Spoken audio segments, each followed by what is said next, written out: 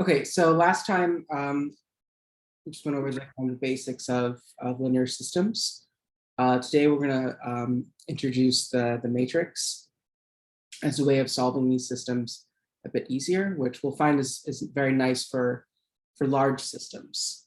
So we were in the middle of this system with 3 lines last time. So why don't we just do that in completion? Can someone tell me maybe the first step that we did here? And remember, we're thinking about solving these things primarily through elimination. So if we're thinking about eliminating or eliminating variables, what would like, for example, how would you get rid of the x1 variable in either of these 2 equations?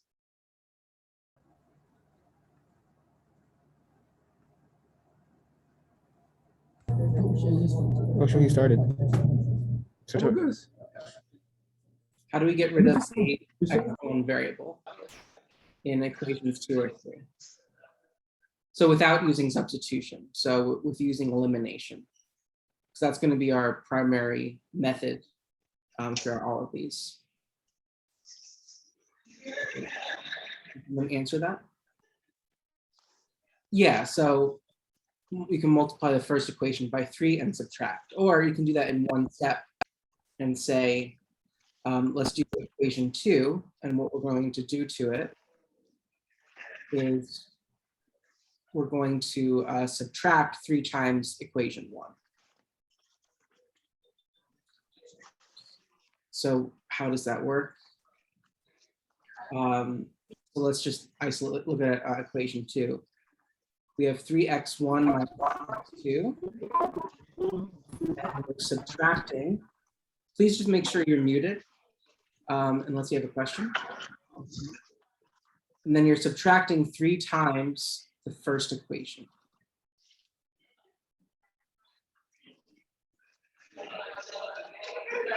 And everyone just make sure they're muted.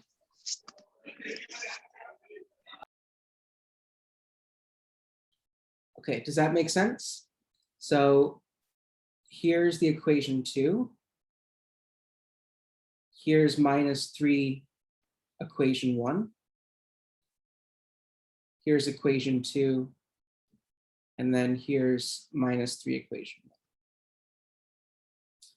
1. Okay, any questions on that? Again, so this is, by doing this, we can get rid of the x1 variable. And what's our new equation 2? We'll have a minus 7x2 is equal to, and then we have 2 minus 12, negative 10. Everyone okay with that?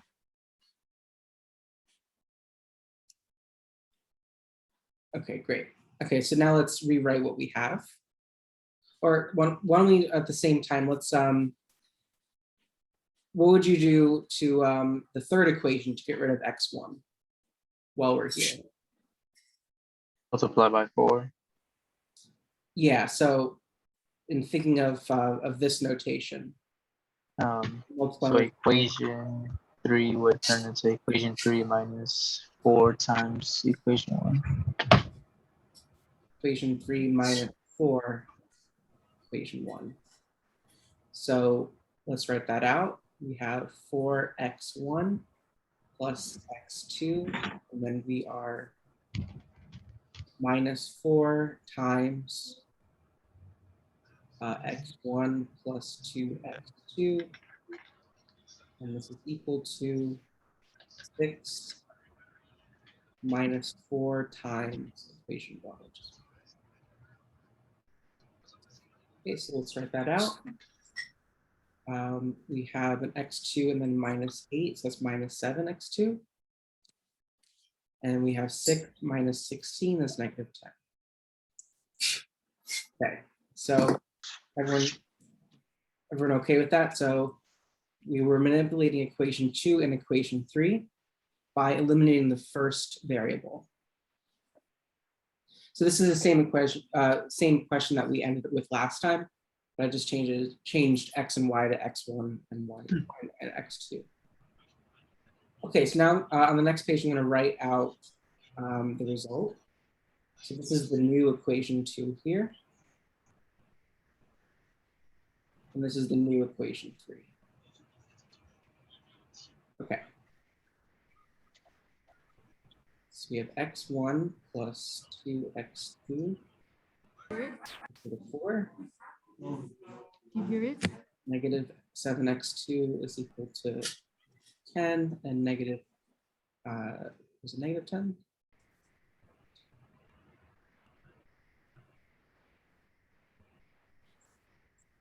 Yes. Okay, so what would the most natural next thing to do? So we have these 3 lines here. What would the natural next step be?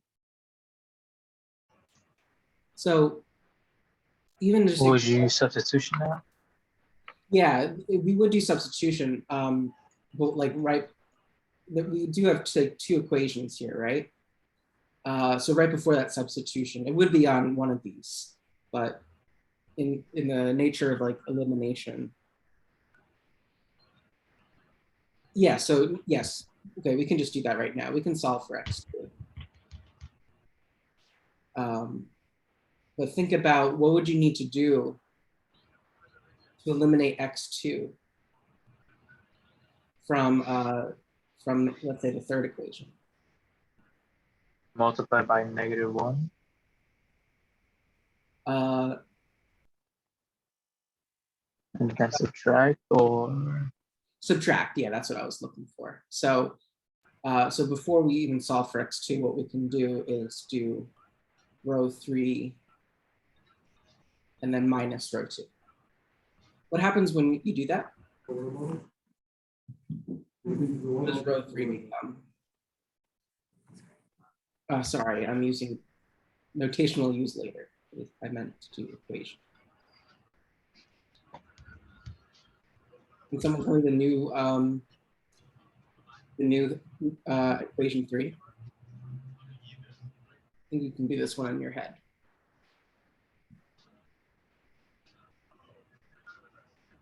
So here's equation 3.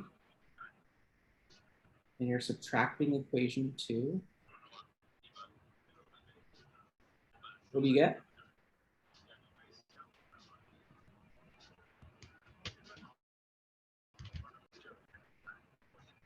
Zero, yeah. You get 0 equals 0. So before even substituting, you get a 3rd equation here.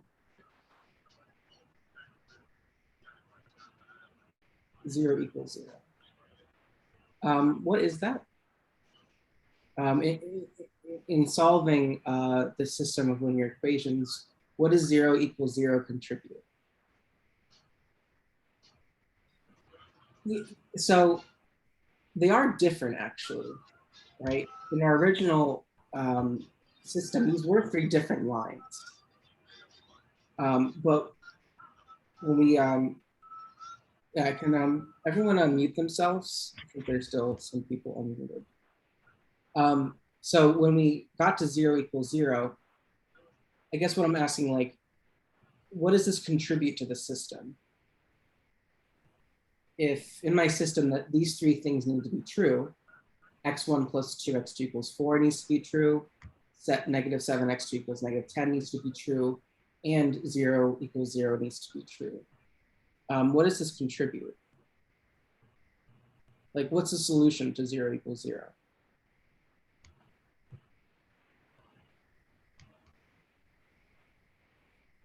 So remember, like, our system, the solution is just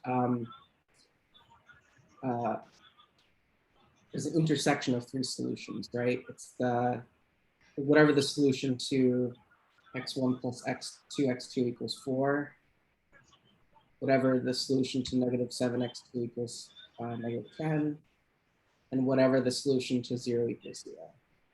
Yeah, so when you mean equation 3 is correct, what does it mean about the solution set? For what values x, y is 0 equals to 0? It's a kind of a silly question.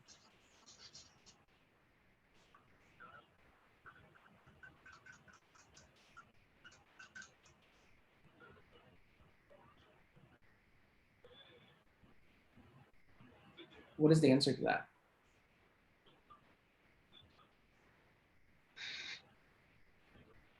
It's a nonsense answer, right? There's no x and y in there.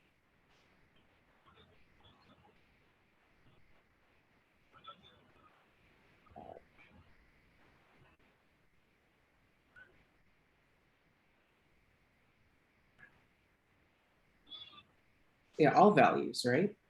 Regardless of, let me try to I'm not really sure how to do it.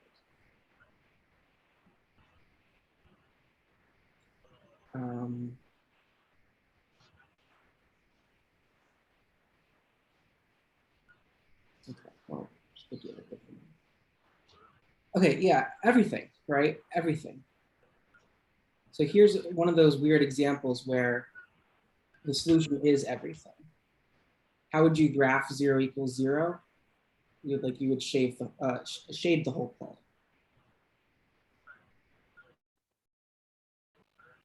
So it really contributes nothing, right? If there's everything included in the set, right? When you intersect it with anything, it already includes everything. So whenever you have like a 0 equals 0, so whenever you have 0 equals 0, we can have like 2 equals 2, -1 equals -1. Whenever you have these like true statements, always true, then you can just delete it. Then you can ignore it.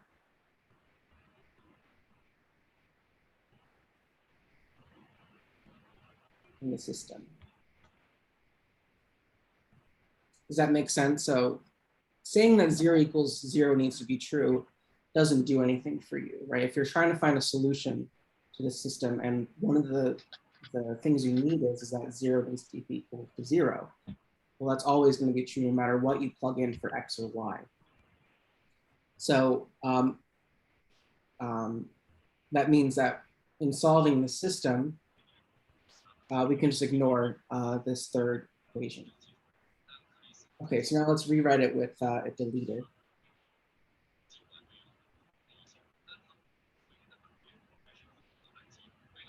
I think there's someone that is not muted and they haven't checked themselves. Can everyone please check themselves to make sure they're muted, even if you think you are muted? Okay, someone's not listening to you. All right, there we go. Okay, so am I muted? Okay, so now let's do what someone suggested by substitution.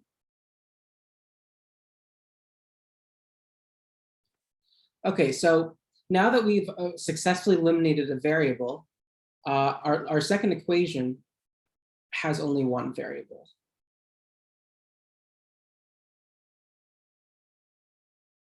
So, so now we can solve for the variable. Solve for the variable in the one variable problem. One variable equation.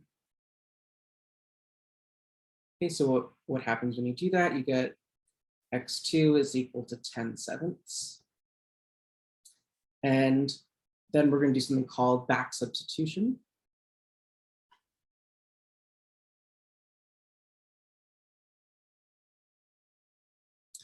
Use the substitution.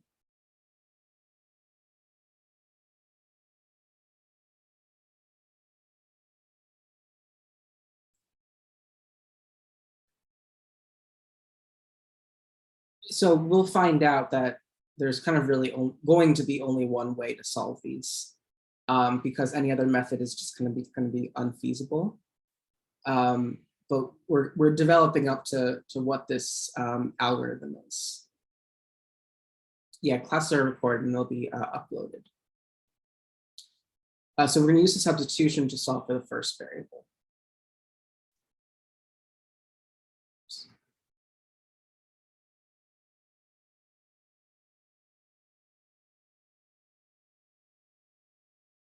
Okay, so in our equation 1, we have x1 plus 2x2 is equal to 4, but we have x2 is equal to 10/7. So this becomes x1 plus 2 times 10/7 is equal to 4. So x1 plus 20/7 is equal to 4, and x1 is equal to whatever that is, 4 minus 20/7. Let's just remind ourselves how to do that. Right, 4 times 7/7. So it's 28/7 minus 20/7 is equal to 8/7. Okay, so what is the solution? So the solution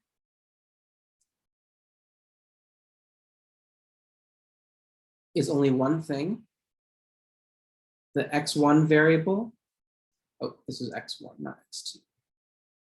Yes, thank you. Our x1 variable is 8/7 that we just solved for, and our x2 variable is 10/7 when we did the initial substitution, or when we solved for the variable in the second equation. Okay. So does anyone have any questions about that? Okay, so why do we include the solution? It's because it's a set of values. Mainly, it's kind of more important for when we have multiple values, like infinite solutions. But it's just to say this is a single. It's a set. The solution is a set. Was elimination of the third necessary? No, it's just so that you can ignore that third equation, because it's not really contributing anything to your solution. Now notice it's not eliminating this equation. It's eliminating the reduced system, the third equation in the reduced system. Yeah, so you can keep the 0 equals 0 the whole time, which in some cases it might be helpful to do that. We'll find out, later. But in terms of calculation, it might be good not to always have to write 0 equals 0. Okay, so moving on. So we're going to kind of use this template of solving for linear systems for systems with more variables and more equations. So let's talk about the dimension of a system.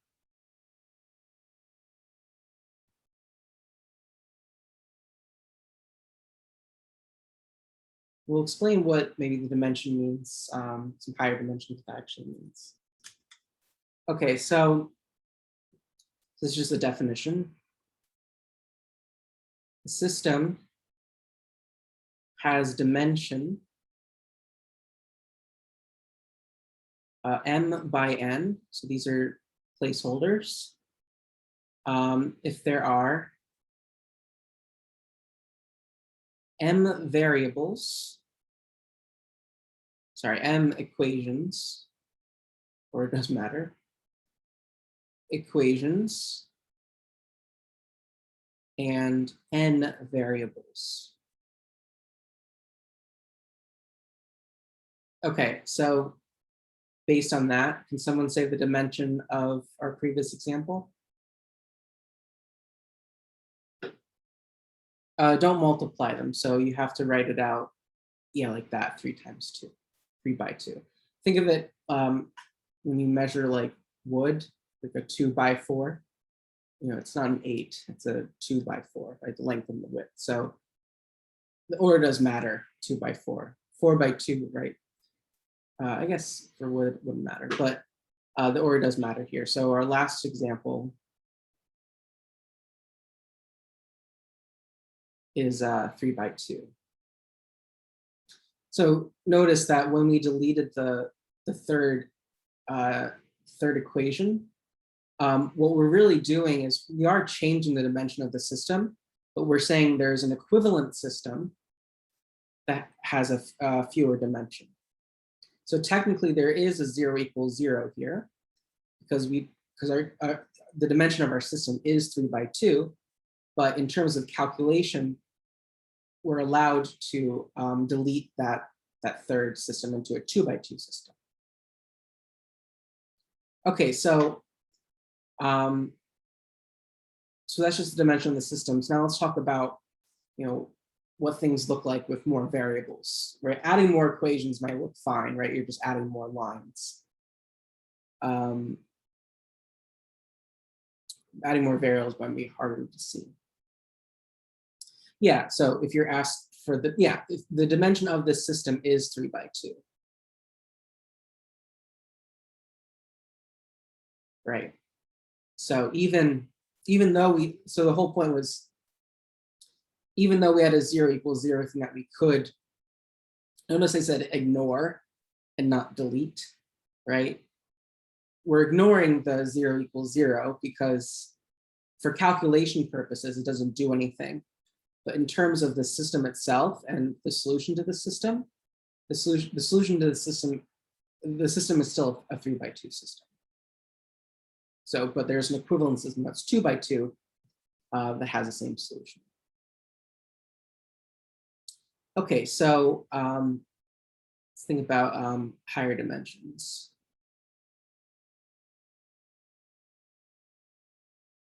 Okay, so the general line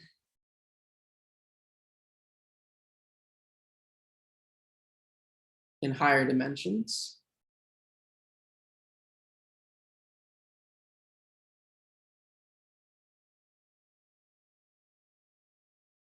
so remember our 2-dimensional one was ax plus by is equal to c. Can someone guess what the 3-dimensional one would be?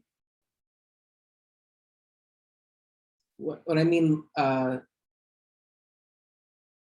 it's really technically 1-dimensional, but I mean 2 variable.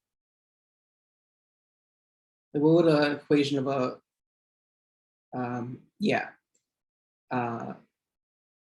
for 3 variable? So if you're looking at a line or something equivalent to a line, would it be z? Yeah, you just add a new variable. The important thing is you're only adding it with a constant, multiplied by a constant, right? There's no z squared, right? You're not adding a square root z or a sine of z. This is the line part. What makes it a line is right, the coefficient of the variable. Their variable is only has a coefficient and nothing else. Right? There's no squaring or anything like that. That's what it means to be linear. So in general, if you're in some very high dimension, it would be a1 x1, a2 x2, an xn is equal to, I don't know, b. So as you go in higher dimensions, this thing we do know what it is. This is an equation of a plane. We actually prove that much later in the course, but think of it, kind of trust that it's a plane right now. So just thinking about if you have things, if you have a system of equations and they're all planes, what you're solving for, you can think of it as sheets of paper intersecting in 3 space. So, for example, these would be 2 planes intersecting in 3 space, which their intersection would be like this line. So that would be like an infinite set of values. If you had the equation of 3 planes, or a system with 3 planes, maybe something like this. These 3 all might intersect at a single point. So maybe like this is the, choose a different color. Maybe this is where these 2, the red and green pieces intersect, and maybe this is where the blue and red intersect, and then the common value would be this point, for example. So in higher dimensions, the set of values could be infinite like that, but they're not like. So remember in our 2 variable cases where if you had an infinite set of solutions, it was the same line. But this is an example where you have infinite solutions where the 2 planes are different, right? So in higher dimensions, it's not as easy as infinite solutions is automatically like they're the same line. So the problem with higher dimensions is that calculating the solutions to these systems would be very cumbersome. So we want to come up with a way to generalize solving solutions in any system. And one tool we have to do that is the matrix.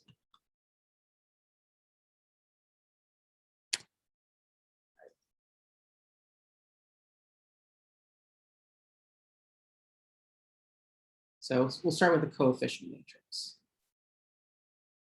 So this is a tool to help organize our work and to make solving, especially systems in higher dimensions, a lot easier. Okay, so let's look at this system of equations. First, you tell me what the dimension is, but I have x plus 2y plus z is equal to 1, 2x minus y plus 2z is equal to 0, negative x plus 3y minus z is equal to negative 1.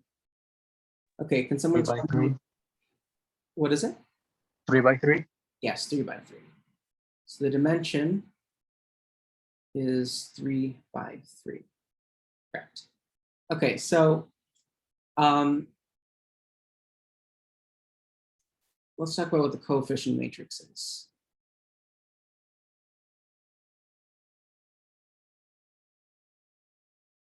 Okay, so we're going to organize these values you can think of it as a chart. Chart of values where the row and column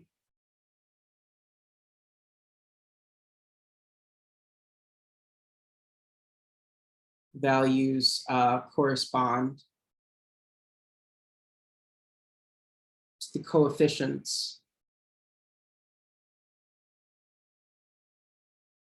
of the variables. Hence coefficient matrix. Okay, so this is how we can organize our values. So could you read the definition one more time, please? yeah, so the coefficient matrix is some chart, a matrix, but think of a matrix as a chart of values where the row and column corresponds to the coefficients of the variables. So the row entries are the coefficients of the variables of the first equation.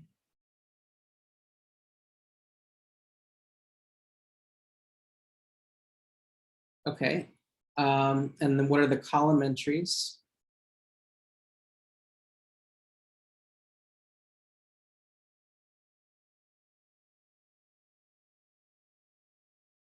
These are the coefficients of the variables in ascending order.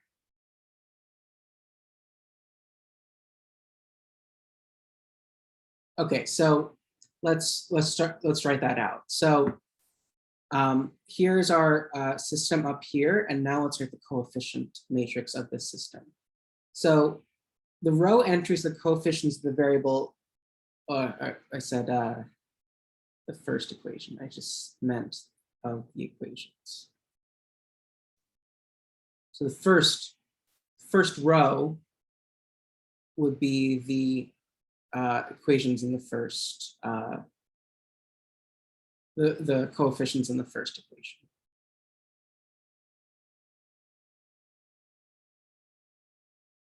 Okay, so first row, we have x plus 2y plus z is equal to 1. So this is your first equation, your second equation, and third equation. And the columns represents the coefficients of the variables in ascending order. So the first column is going to be your x variable. Your second column is going to be your y variable. And your third column is going to be your z variable. Okay, can someone read out the first row to me? Good, yeah, 1, 2, 1. So in the first equation, there's 1x, there's 2 y's, and there's 1 z.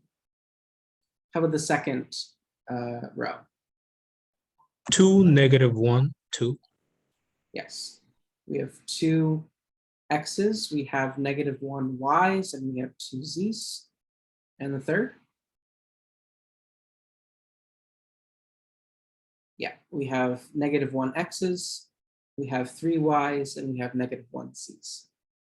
Okay, does the definition make sense to everybody? Okay, great. Okay, so what are we going to do with this? Yeah, so this is where the other side of the equations are going to come into play. So this is called the augmented matrix.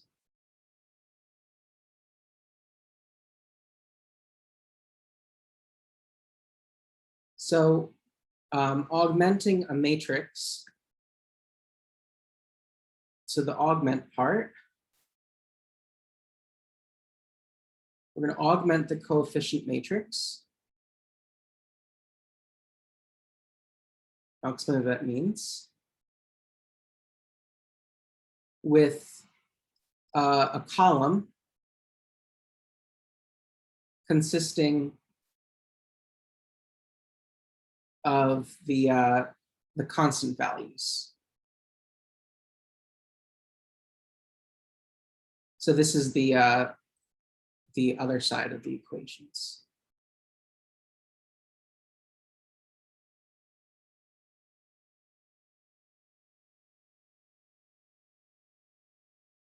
Okay, so can someone tell me the column that consists of values of the constant values? Yeah, the column is 1, 0, -1. Okay, so now what does it mean to augment? So if we have our coefficient matrix, so this is always what it will mean to augment.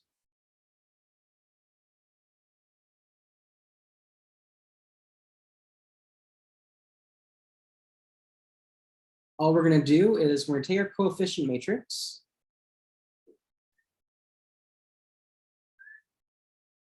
we're going to draw a solid line, and then we're going to write out the matrix that we're augmenting with. So it's just a technical definition. Yes, sorry.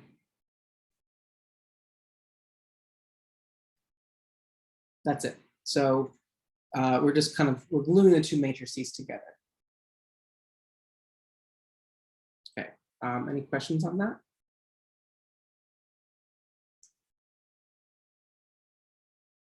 So with in the augmented matrix, we have all the, oh yes, the 1, 0, sorry, I meant -1. It's coming from these values here, the equals to values.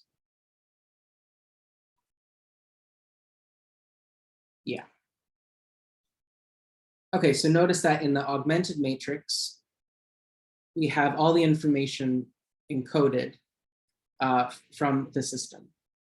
So what's nice about the matrix is that there's no plus signs, right? There's no variables, but that's all implicit in its construction. So you can take a matrix and turn it back into a system of equations if you want. But we'll find out it's going to be a lot easier to work with the matrix instead of the system of equations. Okay, so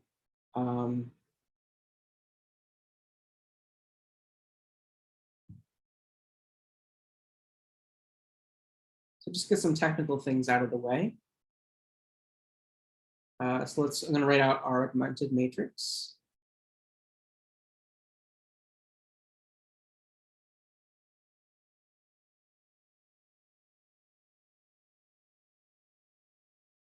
Okay, so so this is just some notation. The entry in the, and this is going to be some notation we use a bunch, in the ith row and jth column. These are just placeholder values of the matrix A will be denoted. Let's pretend this is, we're calling this matrix A.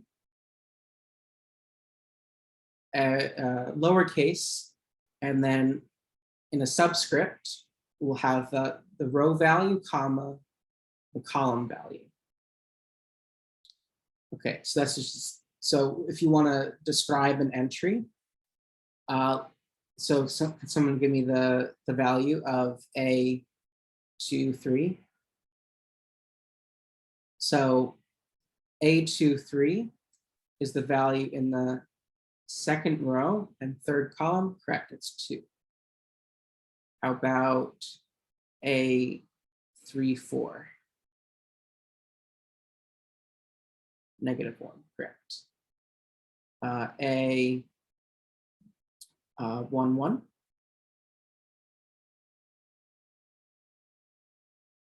1. And what's another one? Let's do 32. What's that? 3. Okay, so if we want to talk about values in the matrix, more likely than not, we'll be using this notation. Okay. Now let's actually solve the system using the matrix.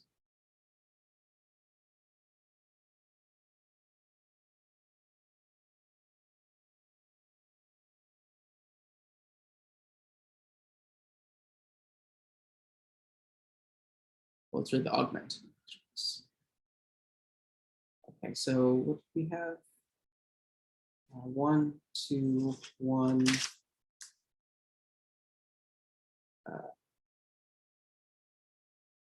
1, 2, -1, 2, 0, -1, 3, -1. Okay, so in the spirit of elimination, what we want to do is, Yeah, you tell me if we want to do elimination, first, what are we looking at, rows or columns when we think about elimination? Right, we want to think about eliminating variables. Columns. Columns, yeah. So columns represent variables. So when I want to think about eliminating entries, I want to look at the columns. So the rows are the equations and the columns are the variables. So elimination, we're going to go variable by variable.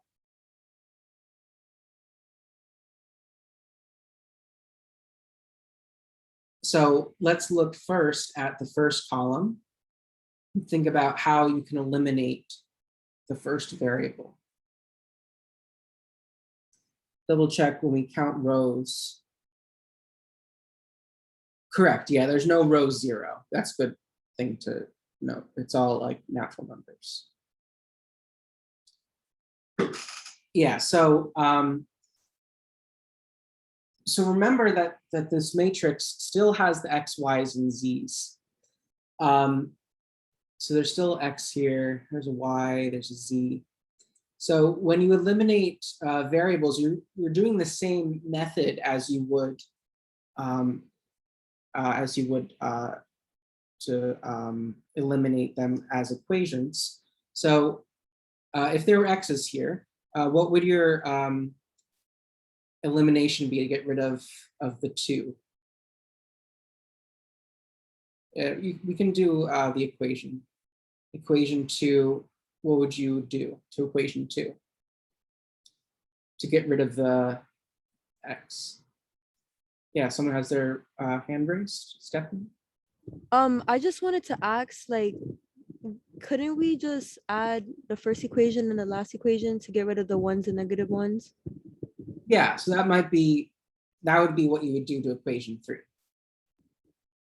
So you would want to do equation 3 plus equation 1. Yeah. And yeah, David, you had equation 2 minus 2 equation 1. Yeah, both of these will get rid of the x. Gets rid of x. So that in the matrix notation gets rid of the first entries of those rows. Okay, so by doing, so let's do that. What happens if you take equation 2 and minus 2 equation 1?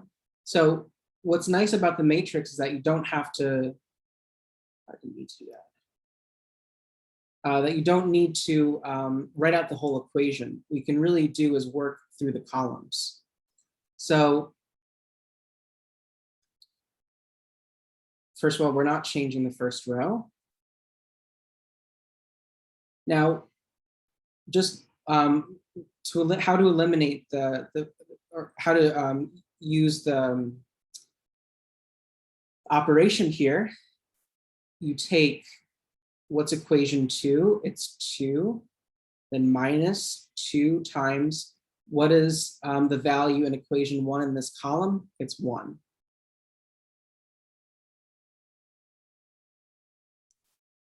So you do that to every single value in equation 2 or in row 2.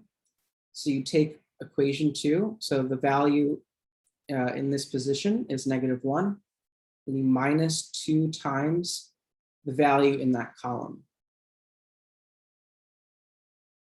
So now we're looking at this. And the value in that column is 2. We're okay so far? Great. And then you have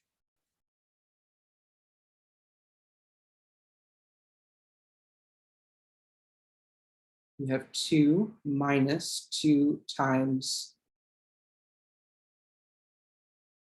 the value in that column, 1. And then the last one you have 0 minus 2 times 1. Do you see why it's 1, not 0?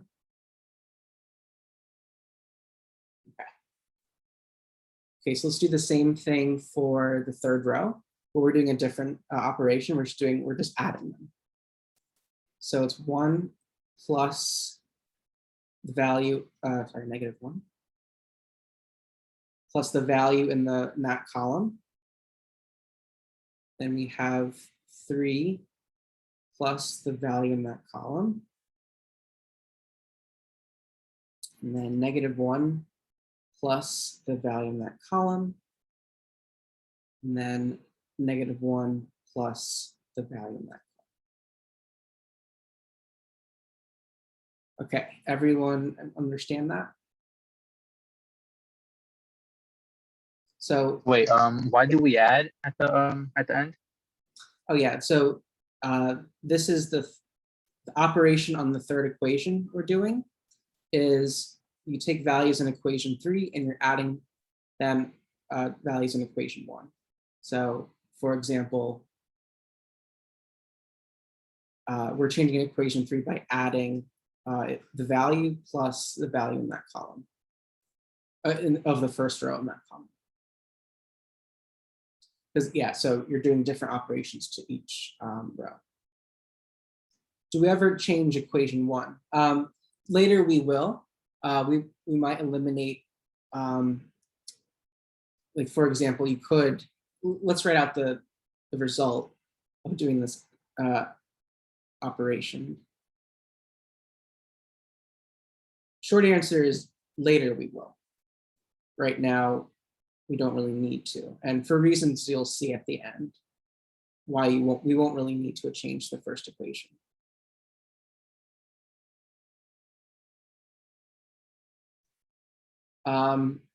Okay, so that's the result, right? Did I make any miscalculations? Okay. All right, so what can we do next?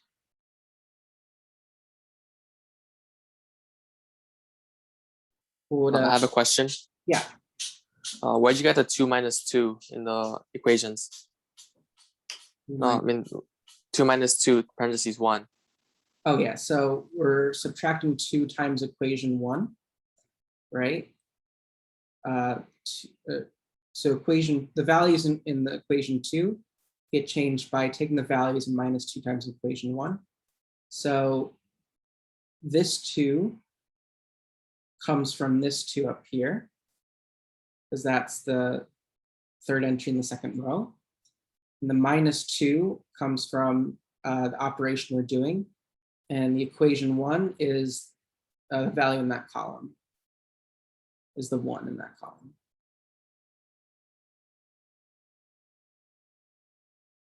Is that okay? Yeah, I understand. Okay, cool. Yeah, how is negative 5y equal to negative 2 and 5y is equal to 0? How is that? Is that ever true?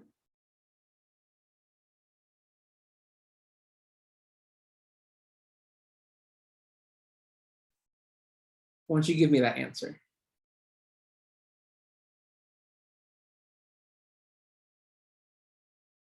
Yeah, so there is a problem here, right? So in general, here's our kind of next step, is that once we've eliminated a variable, we have, what we can do is essentially we can reduce our dimension and look at the smaller matrix with less number of variables. So by eliminating the variables x1 in the equations 2 and 3, we can just look at the what's left over in equations 2 and 3. So if you ignore the first row for right now, how would you eliminate the y's in the third equation, let's say? How do you get rid of that? add, yeah. So we will introduce a new notation. So instead of the EQ, I'm going to put an R instead. So row 3, and we're going to say row 3 plus row 2.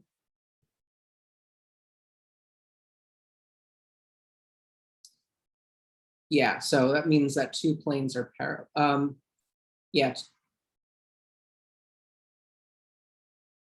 They don't, no, they don't need to be parallel, sorry. I'll show you an example.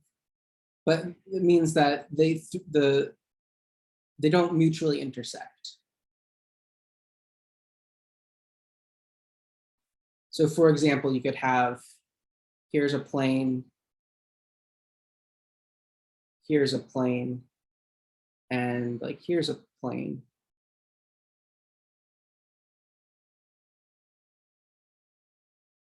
But they may not mutually intersect. So think of like a triangle of planes. Maybe that's a better example. And one plane goes this way. One plane goes this way, and then maybe one plane goes this way. So the 3 of them don't intersect at a point or at any point. So they could be parallel, but that would be an example of a solution, but they don't need to be parallel. Okay. So everyone okay with this these operations? And yeah, can someone explicitly say why there is no solution?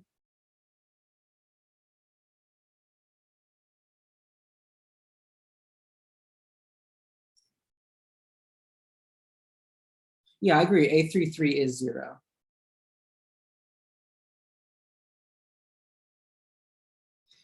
Yeah, so what does row 3 look like?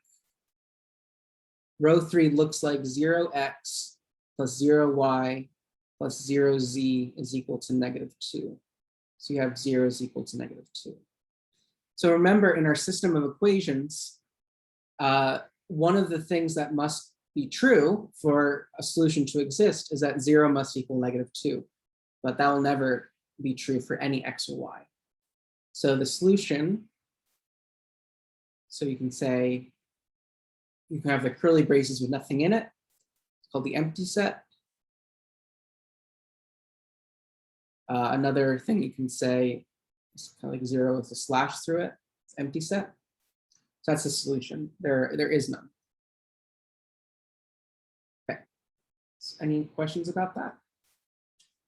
Everyone see how the coefficient matrix or how the augmented matrix is what it's doing? So for right now, think of it as you're kind of saving effort with writing out all of the signs and symbols. Oh, okay. I think I remember that question. This was the only solution to that question. Was you can't yeah, here. This is an invalid step. Remember, these need to this is a step-by-step process. So you can't do this at the same time. Equation 1 plus equation 3, and then equation 3. I think this was the question. You cannot mutually X out the first and third equations. If you do it one step at a time, this is the result of doing equation 1 plus equation 3, and then if you did equation 1 plus equation 3 to the first row, you get something different. You would not cancel out the 1. That makes sense. So you can't do steps at the same time. Here we could, because we were changing different rows, right? If that's the only time you can do kind of steps at the same time. Okay. Is everyone okay with that? Okay. So let's do an example where we have a homework question like this. So I want to do an example like it. Two or more systems with the same coefficient matrix.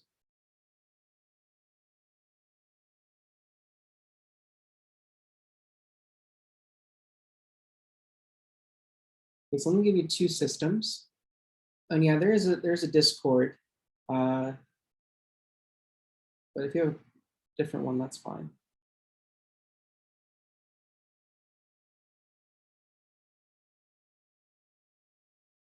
Okay, so here are two separate systems. Can someone tell me why they have the same coefficient matrix?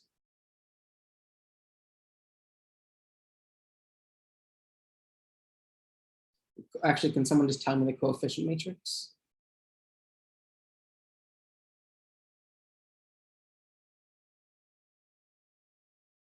Okay, cool, yeah. So 1, 1, and then 2, -3. So that's the coefficient matrix. But they have different columns that you augment to solve. So what you can do is very neat little trick is that you can augment with both columns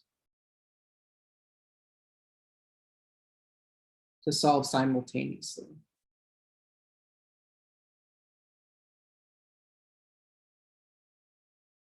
So as we're going, as we solve it, just see how there's that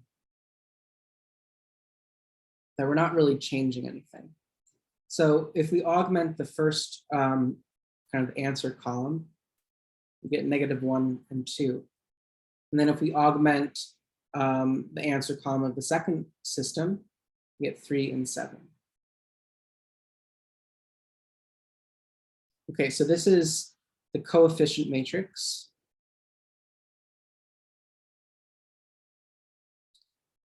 This is the augment with the first system. And this is the augment with the second system. Everyone see that? Okay, so now let's solve this system. Let's solve this matrix as if it were our own thing, and just notice that every step we take, we're not changing either system. Well, I guess they don't affect each other, let's say. Yes, this is only because they have the same coefficients. Right? If these were two different systems, we cannot, with different coefficients, we cannot solve them simultaneously like this. Okay, so I like to do, when you're solving these, all you really care about is the coefficient matrix, right? Your operations, what influences your operations should be what's in the coefficient matrix. So what would your first step be in terms of elimination?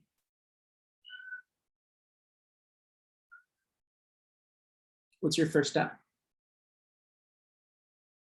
So remember, we're kind of doing this as a 2 steps at once kind of thing.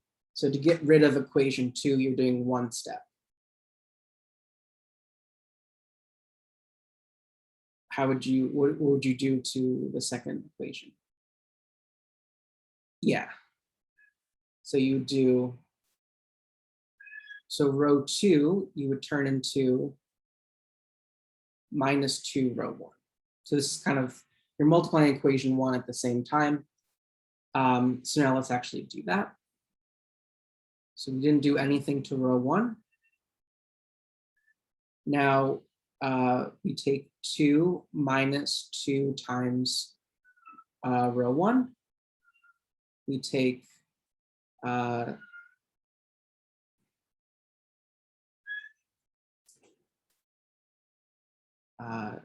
-3 minus 2 times row 1.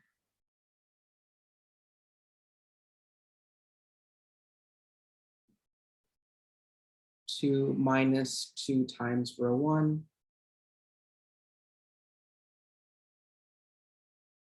And 7 minus 2 times row 1.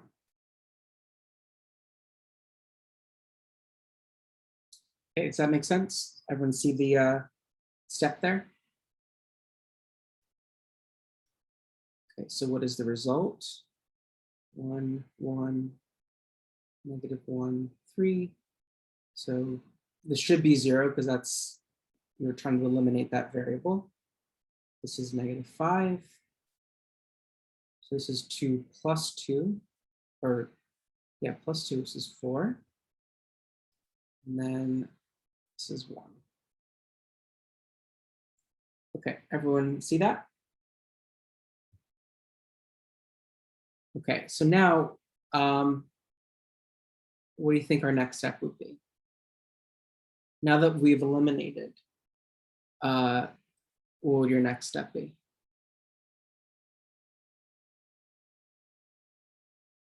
So as a hint, yeah, substitute. So look at this second row. What it reads out as, it's in the first system, it reads out as -5y is equal to 4. And in the second system, it reads out as -5y is equal to 1. So we're going to solve these systems by substitution now, since we've eliminated a variable.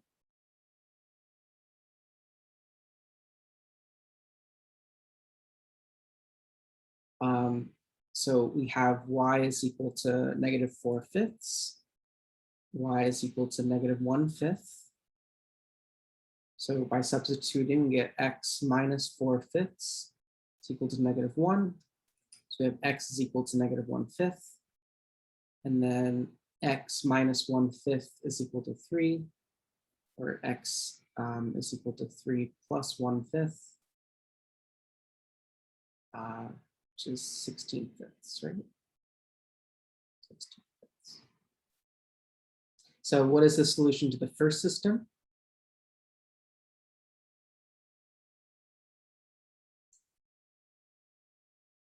It's -1/5, comma, -4/5. The solution to the second system is 16/5, comma, -1/5. Okay. Everyone see that? So at every point, when we did these operations, these reductions, if you had done the system side by side separately, the rows would correspond to the same thing, because right, you're not doing anything that affects the columns, right? If I did a column operation, which that can happen, that affected these two, then maybe it wouldn't work. Yes, these are totally different systems of equations. But what's special about them is that they have the same coefficient matrix. So one way kind of thinking that is like same slope but different y-intercepts, you can think. I mean, that's not really true because y could have some coefficient. But they are totally different systems, but the coefficient matrix are the same. So we're killing two birds with one stone. And this would be true if you had a third system. Sorry, if you had a third system with the same coefficient matrix, you would just add it as a third column. So that's 2 or more. So if you have 2 or more systems with the same coefficient matrix, you do this neat trick by just augmenting the coefficient matrix that's the same between all of them with those columns with the solutions. Okay, questions? You just have an example of that in the homework, so I just want to do one so you can kind of get the idea. Okay. Can I go to the next page? Okay.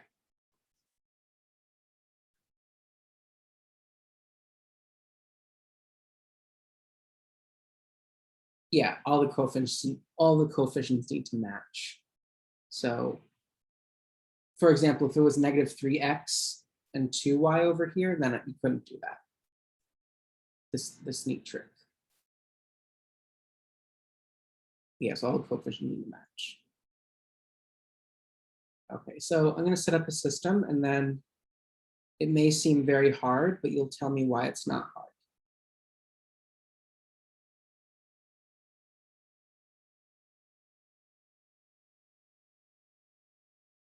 It might still be hard, but you can do something that'll make this a lot easier. Okay, I have this system here, but there's a bunch of fractions. Yes, I can multiply the whole top equation by 6. Why can you do that?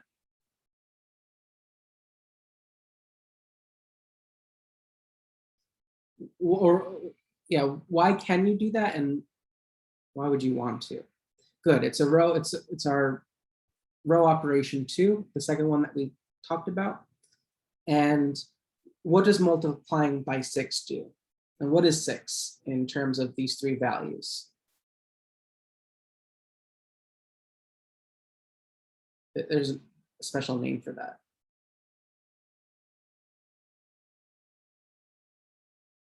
Yeah, not GCD. Yeah, LCM. Yeah, so if you multiply, so equation 1, 6 times equation 1. And then what would you multiply the second one by? What's the least common multiple of the second equation? 10, yeah.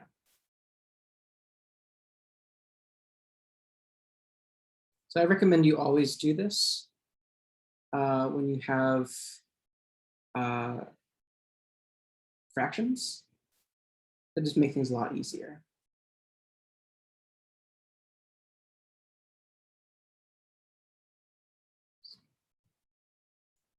Okay, so now I'll let you solve this.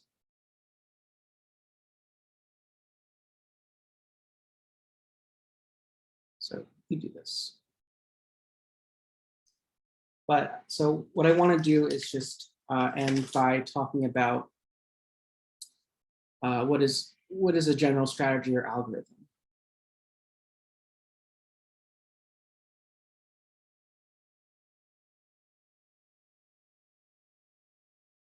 We'll talk more about this algorithm and give it a name later, but it's just for the sake of doing problems, let's kind of give a good explanation. Okay, so what has been the first step that we've been doing with all these problems? So remember, our primary goal is an elimination. So what has been our, yeah, can someone say like what our first step has always been in all these problems that we've done?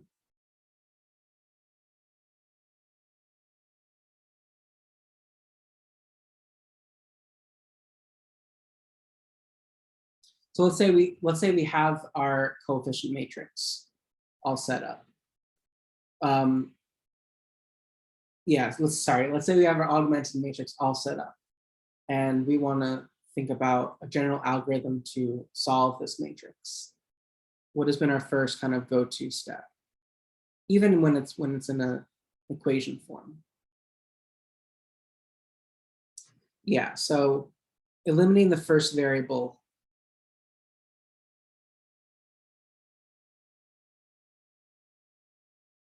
Can't spell.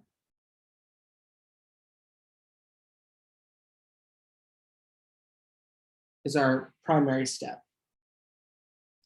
And let's think about some problems that may arise. So generally, you want to look at the first row.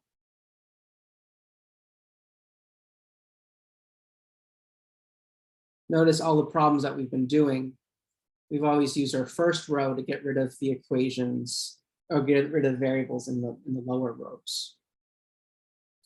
So here's something that could happen. That could be a problem. What if the first variable of the first row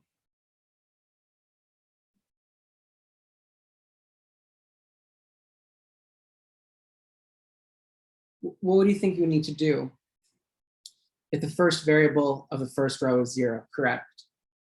Is swap. You would want to swap rows. Now, what's a preferable row you want to swap with?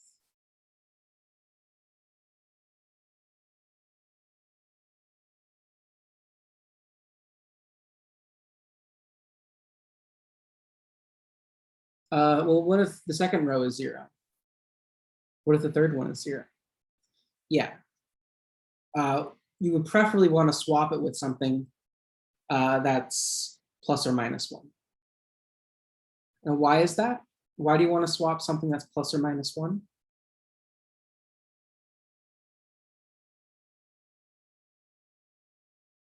Yeah, so you can change it easily. So that's our step B. How do you eliminate?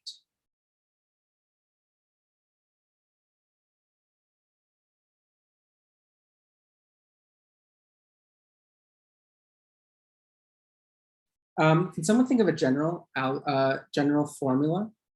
So if you have, let's say A1, 1 and AI 1.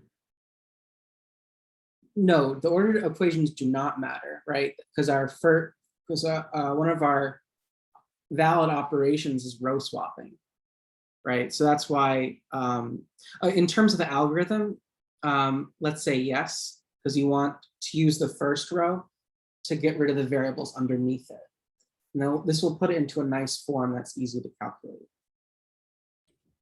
Professor, what does can you go over what that means again? Like where it says A. Oh yeah, yeah. So remember, this was our notation for the position in the matrix. So this is the row I. So I is just a number, and column 1.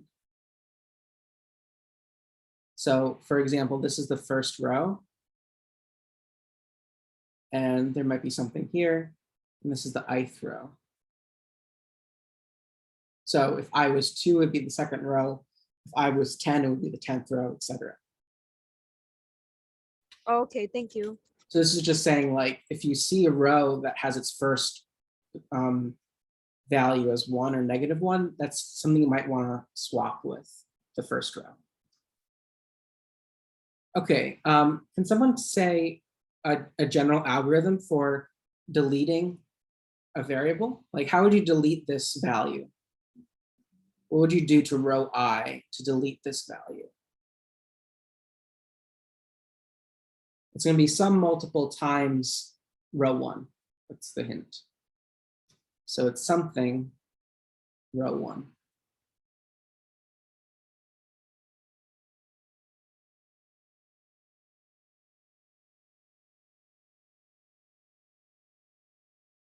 Not just AI, right?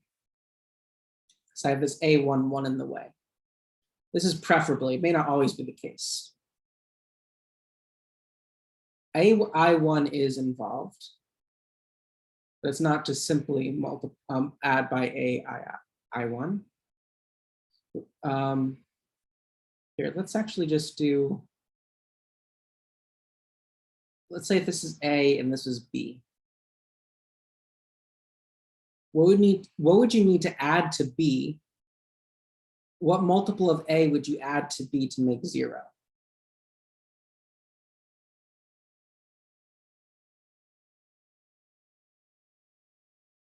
You can do that in that algebra, right? It's not -B, close.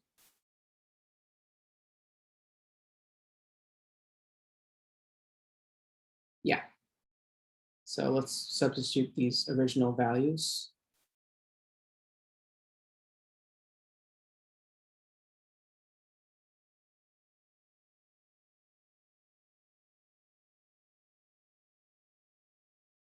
It's a general formula. So notice if the first row is 1 or -1, this makes life a lot easier, right? Because your denominator is just 1. But if you don't have any ones, you might need to use this general formula. Okay, so you do this to every row. Do this to all rows beneath, eliminating all first variables. Okay, so yeah, we're out of time, but I'll just say what is the next step of the algorithm is repeat. Repeat. And ignore first row.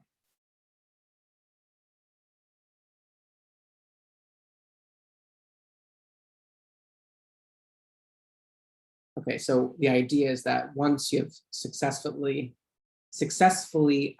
zeroed out all values underneath the first, you can eliminate this first row, or not eliminate, but ignore, and then do the same algorithm on the smaller matrix of one less dimension. So this will help you with the homework. But if you wanted some practice, had this one set up.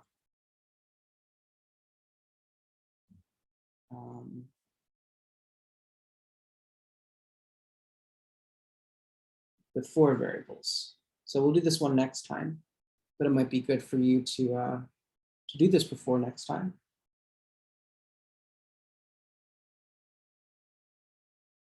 But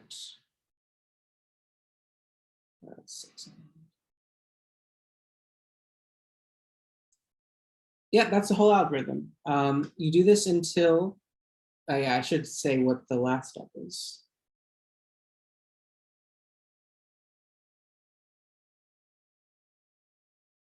So the last step is is the substitute. The last step will be substitute. You'll have your last variable will be like something A, let's say Z is equal to B. You'll have just a one variable equation. Yeah, we have swapped rows, right? I think in our first, well, we talked about it at least. So yeah,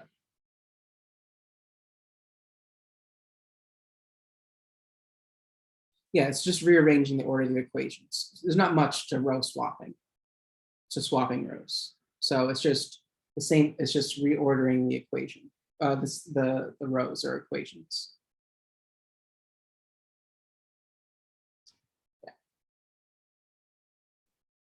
Yeah, so the last step, oh, I'm sorry, I put X3s. The last step, once you have a substitution, would be nice if, so let's just say like what kind of the goal is. By when you do these eliminations,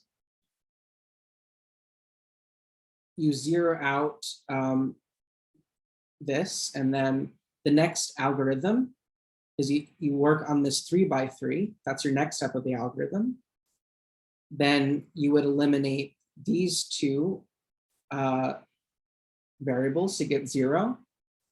And then doing the algorithm, you would reduce it down here. And then you would want to eliminate whatever is in this position. And then your last step, you would have like this, negative W is equal to 1. And then you just substitute upward. So at this point, you would be able to solve it just by substitution. So this is kind of the algorithm in action, is that your first goal is to eliminate all variables underneath row 1. Yeah, the idea is so you're doing, you take the number of variables, there are n variables.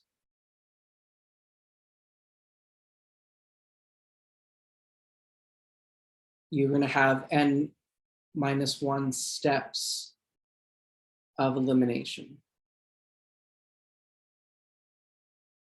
You're eliminating down until you have like a 1 by 1.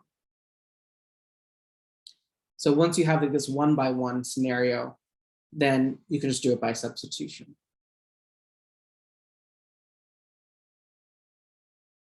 So, okay. So you could leave now, but if you have questions, you can let me know. But notice that in this example, you need to do a row swap to get started, right? There's no X variable. Yeah, I'll see you on Wednesday, but I think we are off all next week, right? Homework is on Discord, and oh, my plants, yeah, they're nice. Homework I posted on Discord, but don't have that, it's here. Yeah, we'll go over this problem next class. And for submitting the homework, I think I'm gonna try setting it up on Blackboard. Yeah, so I think next week we have all off, right? Monday we have off and Wednesday we have off. Yeah, so I'll set up the homework on Blackboard. I'll try to do that tonight.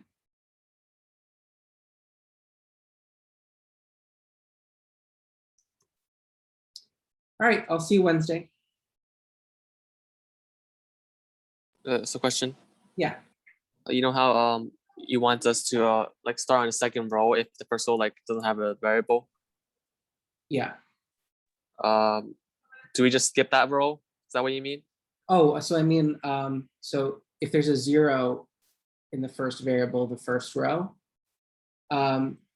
just swap, maybe, I like to swap it to the last row. Just swap it to the last row. Bring the negative x plus y minus z minus w equal -1 to the first row, and then start the algorithm. Oh, so you could do that. Yeah, you can swap rows. Okay. Yeah, I was told. Okay, thank you. Yeah, sure. Yeah, the homework is in the textbook. Okay, I'm gonna stop recording.